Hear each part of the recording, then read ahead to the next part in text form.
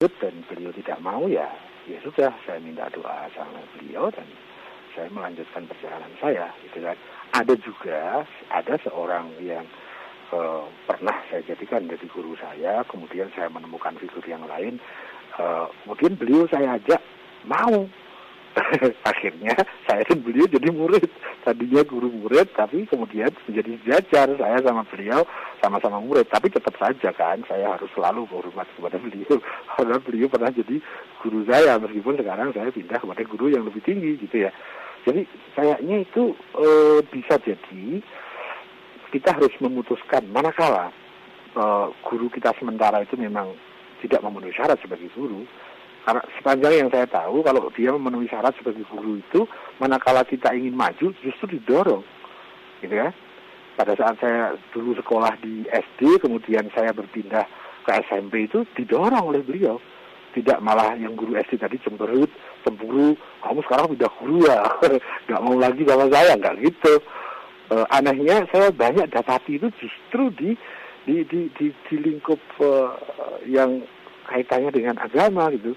Kalau guru yang formal di akademik, lembaga akademik itu justru tidak. Tapi justru yang ada terkait dengan agama, gitu, itu justru banyak saya dapati kecemburuan seperti itu. Nah, pada saat terjadi seperti itu, ya saya harus memutuskan dengan diri saya sendiri sepanjang itu memang lebih meningkatkan proses kita lebih bermutu. Yang lebih ideal, ya yang contoh pengalaman saya yang kedua, saya mempunyai guru sementara, kemudian saya mendapatkan figur, kemudian saya ajak beliau dan beliau mau, dan bahkan kemudian kami berdua menjadi murid, misalnya begitu ya.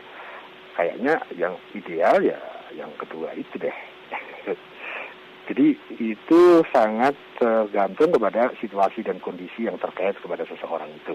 Nah, monggo Mbak Andi ada dalam kondisi yang seperti apa yang saya tidak tahu.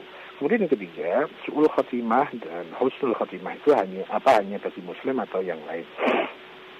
Sepanjang yang saya tahu, Mbak, ini memang khusus istilah yang ada dalam lingkungan muslim ya.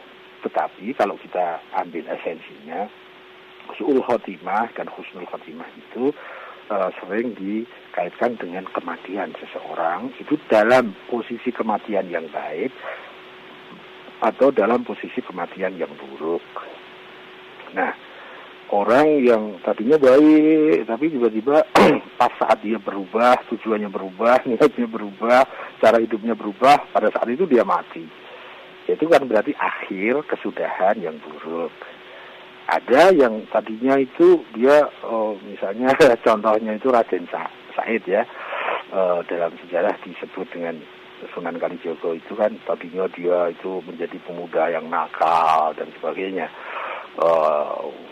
dan kemudian dia berubah hidupnya, tujuannya berubah, niatnya berubah, itu kan cara hidupnya berubah, dan dia sampai meninggalnya beliau, wafatnya beliau dalam sejarah diceritakan begitu. Saya tidak tahu hakikat persisnya, tapi dalam sejarah diceritakan beliau meninggal di dalam akhir yang baik, gitu ya. Nah, itu yang saya pahami berlaku bagi siapa saja. Kalau istilah itu dari mana? Ya, istilah itu dari istilah Muslim, dari istilah-istilah yang ada dalam pelajaran agama Islam ya. Tetapi esensinya sepanjang yang saya tahu ya berlaku bagi siapa saja. Misalnya orang yang belum beragama, tapi dia masih dalam proses pencarian, mencari agama, mencari Tuhan misalnya. Dia dalam proses pencarian itu meskipun belum ketemu, kemudian dia meninggal pada proses itu. Sepanjang yang saya tahu itu dia mati yang baik. Tapi meskipun dia seorang Muslim misalnya, dia sudah sulit-sulit memproses dirinya ke dalam Muslim, tapi setelah dia menjadi Muslim, dia tidak mau berproses lagi sehingga tujuannya menjadi sembarang, niatnya menjadi sembarang, cara hidupnya menjadi sembarang, yang sudah keluar dari kaidah-kaidah keislamannya, kemudian dia mati pada saat itu, ya dia su'ul khatimah. Akhir kehidupan duniawi yang buruk. Itu kayaknya berlaku bagi setiap orang. Jadi Muslim juga bisa husnul, juga bisa su'ul, non muslim juga bisa husnul, juga bisa su'ul. Kayaknya yang menjadi kunci adalah dia sedang melaksanakan proses penyempurnaan dirinya atau tidak. Di sini perlu kita kembangkan cara berpikir dengan orientasi proses, bukan orientasi kepada produknya. Kurang lebih seperti itu, Mas Brian Sam. Dan mohon maaf, ini saya sudah menghadapi 12, yang satu kopi, yang satu teh, 13, yang satu putih. Oh gitu ya. Pilih yang mana, Mas? Yang putih sih, Wah.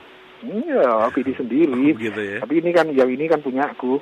Baik sih, Wah, silakan istirahat. Saya mundur dulu, ngopi-ngopi. Iya. Assalamualaikum. Waalaikumsalam warahmatullahi wabarakatuh. Baik, Light Audience, nanti kita akan memasuki sesi kedua, karena di sesi kedua nanti saya akan coba bacakan SMS yang sudah Anda kirimkan, meski tidak semuanya, lagi-lagi SMS yang bisa kami bacakan ya. Tapi mungkin ada beberapa saja yang saya coba bacakan mewakili dari keseluruhan SMS yang masuk malam hari ini. Dan juga nanti saya akan coba terima kembali telepon. Dan sebelum kita lanjut di sesi berikutnya, kita dengar dulu yang berikut ini. This is Light FM.